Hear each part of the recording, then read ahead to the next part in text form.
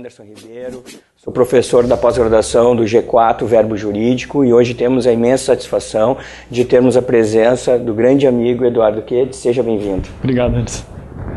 Quero agradecer principalmente aí o espaço, para essas duas cadeiras, duas matérias inovadoras no direito previdenciário. Acho que o G4 está de parabéns por abrir esse espaço para inovação, no direito previdenciário e agradeço muito a oportunidade de estar trabalhando com vocês aqui, com a Verbo e com essa iniciativa toda aí. Muito obrigado. O Verbo nos deu essa grande chance, de criarmos, de formatarmos uma pós com a nossa cara, e tu obviamente faz parte desse grande time. E Eduardo, em relação à tua primeira parte da tua aula, nós vamos falar sobre direito internacional previdenciário.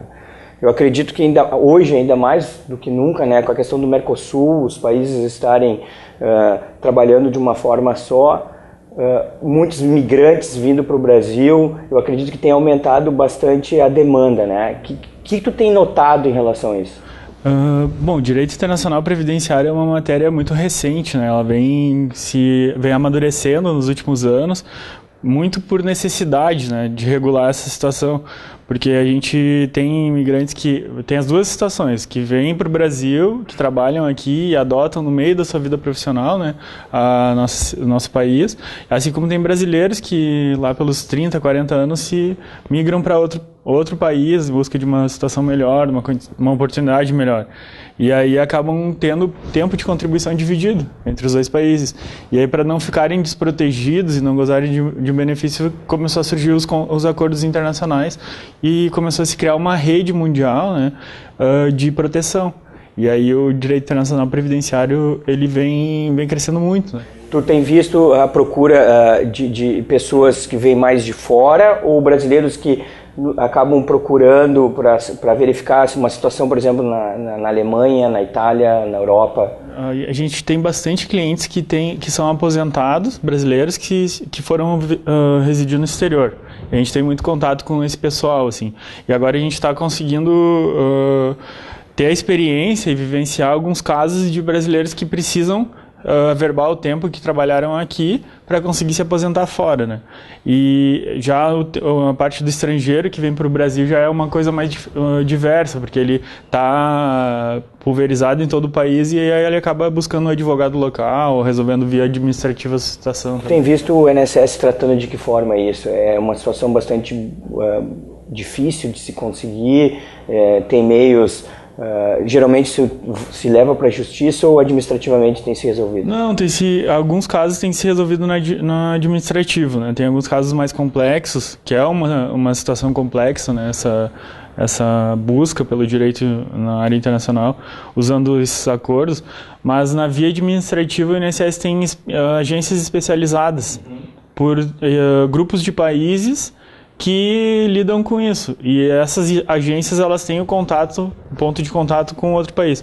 Então se o nosso cliente lá, o segurado, vai em uma agência do INSS, o processo dele é remetido para essa agência, que tem uma só no Brasil, referente a cada país, E essa agência especializada, ela faz toda a comunicação e averba no CNIS aquele tempo, se for corroborado lá pelo outro país. É interessante, inclusive o Eduardo tem um e-book, Se tudo der certo, logo vamos transformar ele em livro, E tu aborda essas questões nesse teu material? Isso, tanto a aula que a gente vai dar hoje quanto o livro, eles são bem práticos. Eles visam ajudar quem lê ou quem participar da aula, no caso, a advogar nessa área de direito previdenciário internacional e ter um resultado e um caminho para onde que eles vão. Com o livro ali, com a nossa aula, hoje a gente quer mostrar que não é uma coisa de 7 cabeças, É uma coisa simples, uma outra forma de fazer, às vezes até mais que algum processo que a gente já está acostumado a fazer. E a segunda parte da aula, tão interessante quanto a primeira, tu vai trabalhar, tentar inserir o advogado no mundo da internet, não só formas de trabalho interno, como levar o trabalho do escritório para ser conhecido, Sim. Quais são os pontos que tu pretende abordar?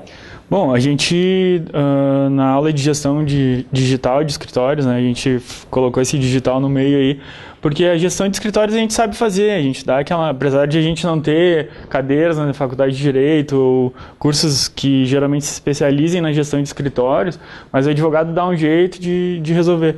Mas a gente quer introduzir conceitos e elementos e métodos que estão fáceis e acessíveis hoje para o advogado usar de uma forma organizada no seu escritório, tanto para ele conseguir divulgar o seu conhecimento e colocar para o cliente, né, para aquela pessoa que necessita saber do direito, de uma forma seja fácil acesso, entendeu? Porque o próprio escritório é um case, né, em relação a isso. Quanto teve de elevação de movimentação, assim, de entradas no teu site, no momento em que tu realmente te inseriu e começou a trabalhar dessa forma? A gente passou a trabalhar somente com o digital, que é um modelo, né? A gente pode usar o digital em vários modelos, mas no nosso modelo, que é só digital, a gente não atende mais o físico, assim, presencialmente, a gente tem um site que a gente tem cerca de 300 publicações só sobre direito previdenciário. É um dos sites com maior publicações assim no país e sempre atualizadas, né?